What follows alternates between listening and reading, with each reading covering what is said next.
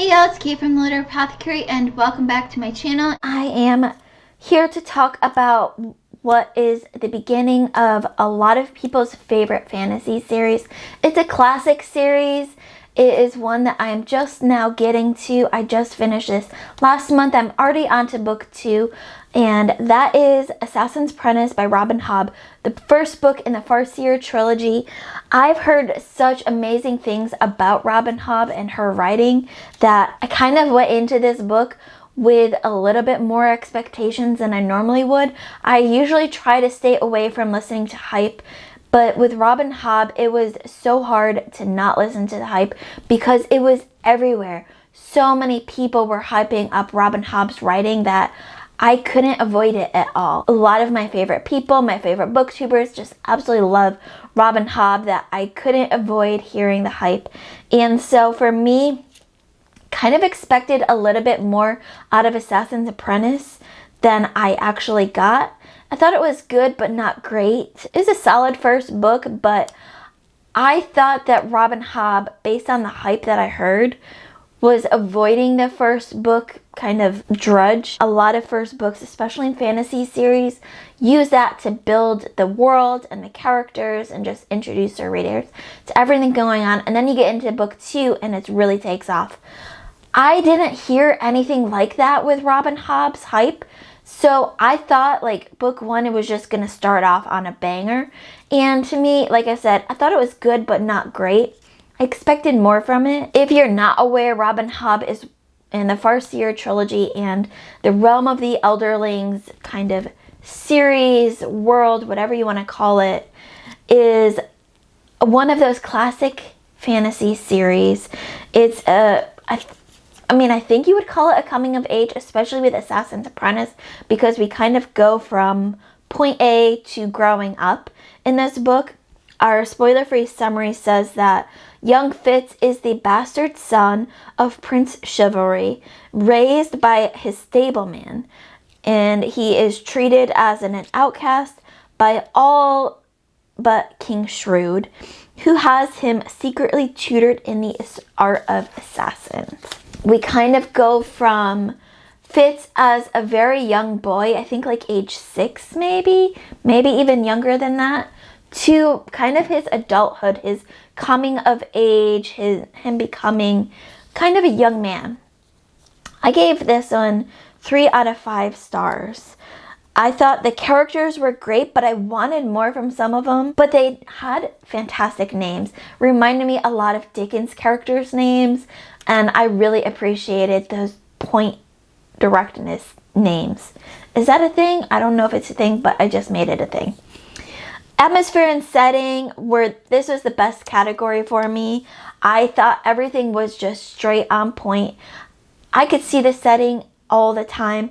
Most of the time I could feel the atmosphere, and there was only a few times where I wanted a little bit more out of the atmosphere, so I really loved it. Writing style, I felt like it was easy to follow, but I expected more in the prose. Part of the hype that I've heard about Robin Hobb's writing is her prose was just incredible, and I felt like, it was good prose. It wasn't bad prose, but I expected more reading this, and I'm already about halfway into Royal Assassin, which is book 2 in the Farseer Trilogy, and I'm already seeing the step up in the prose there, and also the character and character development. So 2 out of our 3 categories, I'm already seeing improvement from what I saw in Assassin's Apprentice, so that has really good promise for me. Plot, to me, it felt like it was meandering a little bit, and it felt like the plot kind of took a backstory, and this book was more for establishing the character and the world here, which is fine. Not every book has to have that solid straight-lined plot. Some books are more for the characters, and some are more plot-based, and that's fine. Not every category has to be a full 5 out of 5. Intrigue, I wanted more about the magic here in this book. I wanted more about the wit and the skill, and I feel like we're getting there a little bit in Royal Assassin, and I just wanted to learn more about their magic systems. Logic and relationships, logic was straight on. As far as I could follow, I felt like everything made sense to me, but relationships For some relationships, they were great, and for others, I wanted more, and I wanted more development, which we're definitely getting in Royal Assassin, so I'm really excited to see where book 2 and the rest of the series goes. That leaves me with enjoyment. I did enjoy Assassin's Apprentice. I just was expecting to enjoy it more than I did. It just felt like it was a little bit under the hype for me. I'm already on to book 2, Royal Assassin, and I am really enjoying this much more than I did for book 1. So I'm expecting a solid 4-star rating at least in Royal Assassin. But for Assassin's Apprentice, I gave this one, again, 3 out of 5 stars. It was a good book, but I didn't think it was anything great.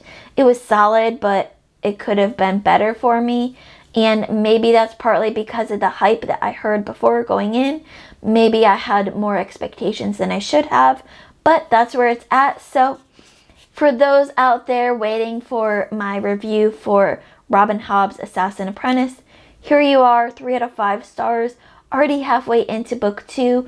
Let me know in the comments below, when you first read Assassin's Apprentice, the very first time, let me know your true feelings for this book in the comments below. Did you think it was great, your first read, or did you think it was, a classic first book in a series?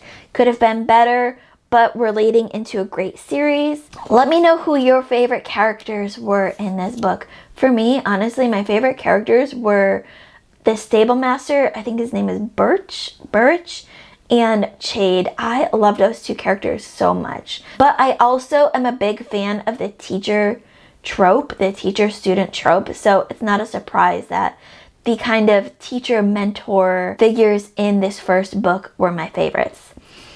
So that's it for now. As always, keep reading, and I love y'all to the moon and back. Bye.